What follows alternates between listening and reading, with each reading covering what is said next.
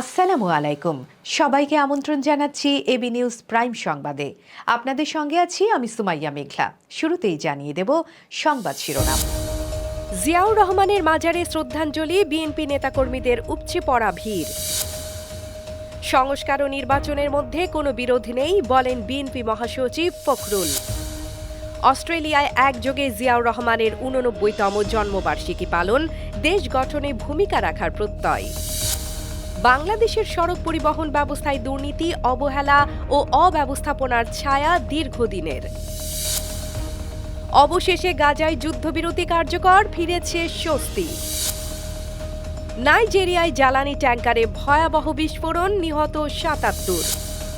স্পিনে কাবু West Indies, সংক্ষিপ্ততম test জয় পাকিস্তানের।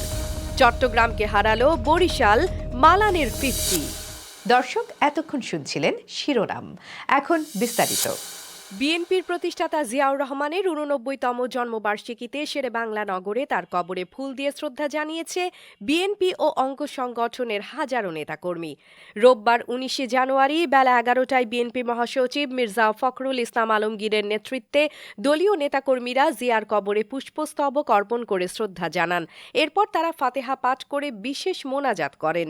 তার স্বপ্ন ছিল একটি স্বাধীন, সার্বভৌম, গণতান্ত্রিক বাংলাদেশ, আধুনিক বাংলাদেশ, উন্নত বাংলাদেশ নির্মাণের।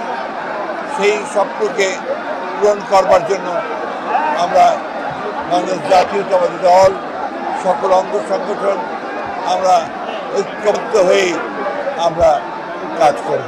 এ সময় তার সঙ্গে ছিলেন দলের স্থায়ী কমিটির সদস্য আব্দুল মঈন খান, ভাইস চেয়ারম্যান আহমেদ আজম খান, চেয়ারপারসনের উপদেষ্টা আমানুল্লাহ আমান, জয়নুল আবদিন ফারুক, সিনিয়র যুগ্ম মহাসচিব রুহুল কবির রিজভী, কেন্দ্রীয় নেতা খায়রুল কবির খোকন, আব্দুস সালাম, কামরুজ্জামান রতন, মীর শরফত আলী সপু, সুলতান সালাউদ্দিন টুকু সহ কেন্দ্রীয় নেতৃবৃন্দ। সংস্কার ও নির্বাচনের মধ্যে কোনো বিরোধ নেই বলে মন্তব্য করেছেন বিএনপি মহাসচিব মির্জা ফখরুল ইসলাম আলমগীর। তিনি বলেন, আমরা বারবার বলছি সংস্কার ও নির্বাচনের মধ্যে কোনো বিরোধ নেই।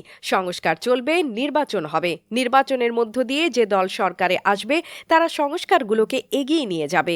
রোববার ১৯ জানুয়ারি শেরেবাংলা নগর বিএনপির প্রতিষ্ঠাতা জিয়াউর রহমানের সমাধিতে শ্রদ্ধা নিবেদন শেষে তিনি এসব কথা বলেন। সংস্কার এবং নির্বাচনের মধ্যে কোনো বিরোধ নেই। সংস্কারও চলবে, নির্বাচন হবে, এবং যে সরকার আসবে, যে দল সরকারে আসবে তারা সেই সংস্কারগুলোকে এগিয়ে নিয়ে যাবে।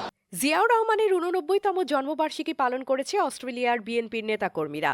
এতে প্রকাশ পেয়েছে ঐক্যবদ্ধতা ও সাংগঠনিক শক্তি। এএফএম তাওহিদুল ইসলাম ও মোহাম্মদ হায়দার আলীর নেতৃত্বে আজ ১৯ জানুয়ারি অস্ট্রেলিয়ার প্রত্যেকটি শহরে একযোগে কর্মসূচি পালন করে জাতীয়তাবাদী বিশ্বাসী প্রবাসীরা। জিয়াউর রহমানের জন্মদিনকে আনন্দঘন করে তুলতে স্থানীয় পার্কগুলোতে বনভোজনের আয়োজন করেন তারা।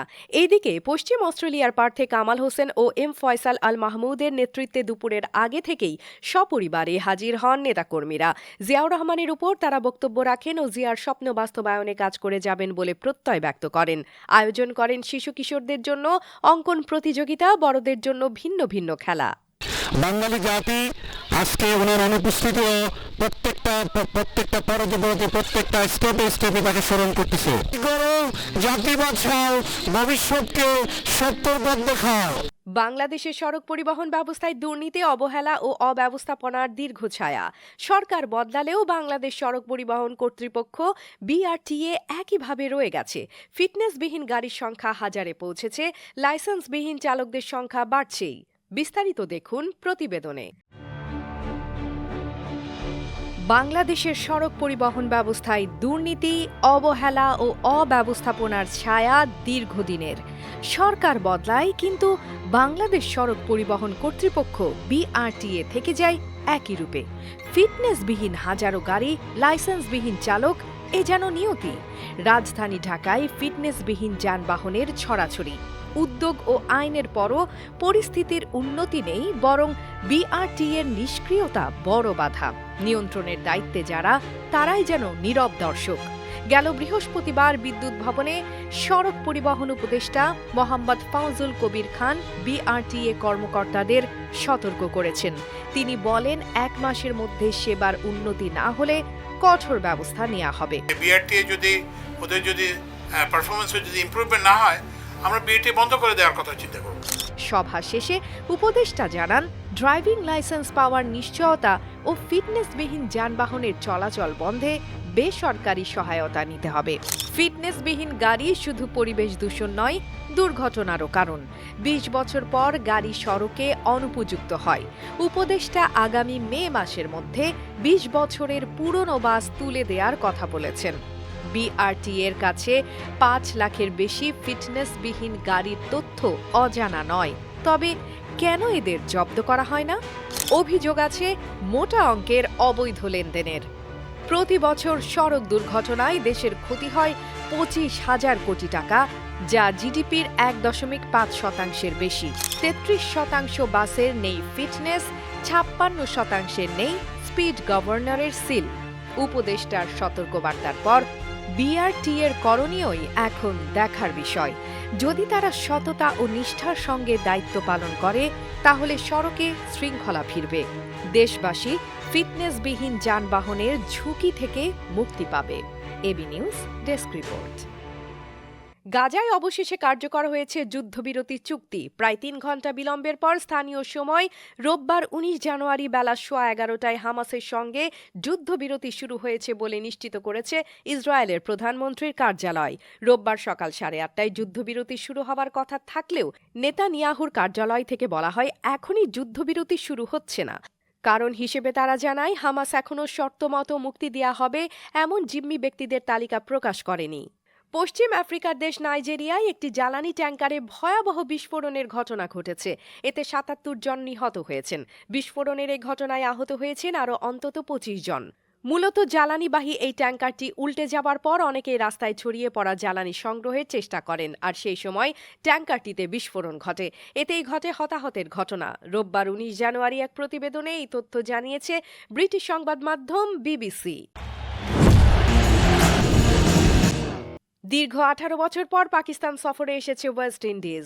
২ ম্যাচের টেস্ট সিরিজের প্রথমটিতে মুলতানের স্পিন স্বর্গে স্বাগতিক স্পিন ত্রয়ী দাপট দেখালেন। পাকিস্তানের মাটিতে এটি ছিল সংক্ষিপ্ততম টেস্টের নজির, যেখানে সব মিলিয়ে ১,০৬৪ বল খেলতে হয়েছে। ৪ ইনিংসে রান উঠেছে মোটে ৬৪৭, যা এশিয়ার পুরুষদের টেস্ট ক্রিকেটে তৃতীয় সর্বনিম্ন রানের নজির। মুলতানের স্পিন বান্ধব উইকেটে নোমান, আবরার ও সাজিদ খান ত্রয়ী ওয়েস্ট ইন্ডিজকে কার্যত নীল করে দিয়ে টেস্টটি মাত্র ৩ দিনে জিতে নিল পাকিস্তান। জয়ের জন্য ২৫১ রান তাড়া করতে নামা ক্যারিবীয়রা দ্বিতীয় ইনিংসে মাত্র ১২৩ রানেই গুটিয়ে যায়। পাকিস্তান ম্যাচটি জিতে নেয় ১২৭ রানের বড় ব্যবধানে। রবিবার ১৯ জানুয়ারি চট্টগ্রামে অনুষ্ঠিত ম্যাচে টস হেরে আগে ব্যাট করতে নেমে চট্টগ্রাম ২০ ওভারে ৮ উইকেট হারিয়ে সংগ্রহ করে মাত্র ১২১ রান। জবাবে খেলতে নেমে বরিশাল ১৭.১ ওভারে ৪ উইকেট হারিয়ে জয়লাভ করে। পাওয়ার প্লেতে ৫ ব্যাটারকে হারিয়ে বিপদে পড়ে চিটাগং কিংস। এরপর আরাফাত সানি ও মোহাম্মদ মিঠুনের দৃঢ় ব্যাটিংয়ে তারা কোনো রকমে ১০০ পার করতে সক্ষম হয়। তবে বরিশাল তাদের সামর্থ্য প্রমাণ করে দ্রুত জয়ের বন্দরে পৌঁছে যায়। দর্শক, এতক্ষণ আমাদের সঙ্গে থাকার জন্য ধন্যবাদ। সর্বশেষ সংবাদ পেতে ভিজিট করুন আমাদের ওয়েবসাইট www.abnewsinternational.com এ। সেই সঙ্গে নিয়মিত ভিডিও নিউজ পেতে আমাদের ফেসবুক পেজ ও ইউটিউব চ্যানেলে চোখ রাখুন।